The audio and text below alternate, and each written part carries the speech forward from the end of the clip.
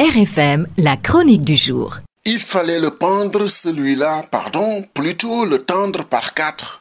Le genre de punition à l'ancienne qu'on appliquait quand, en désespoir de cause, l'élève n'y arrivait pas. Encore que je n'ai pas, comme l'autre, demandé à ce qu'il soit fusillé, donc tout va bien, sa tête est sauve.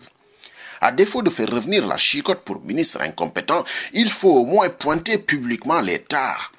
C'est ce qu'il faut comprendre par ailleurs de l'agacement du président de la République quand il constate lui-même dans son message à la nation le soir du 3 avril que l'espace public est occupé sans titre ni droit au risque de poser de graves problèmes d'encombrement, d'insalubrité et de sécurité publique. Il ne s'agit pas ici de cogiter sur les raisons de l'inaction du ministre du Cadre de vie et du Renouveau urbain qui nous valent aujourd'hui d'avoir une ville pourrie. Peu importe la raison, qu'il ne soit pas doué, ne lapse pas pour le faire échapper à la punition. Si les fainéants pas impliqués, c'est encore pire. Dans tous les cas, le constat est le même, le travail n'est pas fait. Et au meilleur des cas, il est fait, mais il est tellement bâclé qu'on aurait préféré avoir affaire à une copie vierge que de devoir gommer et regommer et encore corriger. Le Sénégal avait donc bien un ministre du Renouveau urbain et du Cadre de vie.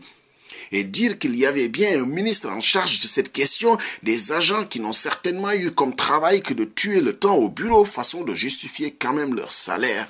On se demande bien ce que cette équipe a fait de notre cadre de vie, ou plutôt de ce qu'il n'en a pas fait, mais ça saute aux yeux. Le constat du président Macky Sall sur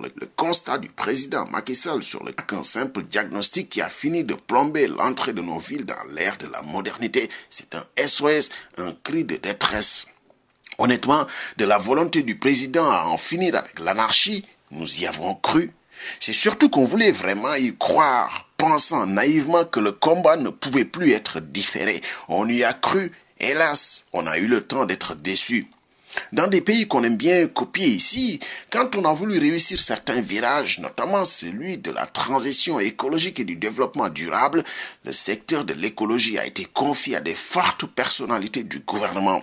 Nicolas Hulot, par exemple, avant lui, Ségolène Royal, avec toujours un rang protocolaire significatif pour montrer l'intérêt du sujet. Les symboles ont un sens pour le coup. On pensait vraiment que le président Macky Sall avait compris l'enjeu. Apparemment non. Le cadre de vie dépasse de loin les simples questions d'urbanisme et d'hygiène publique. En tout cas, on l'a pensé sincère.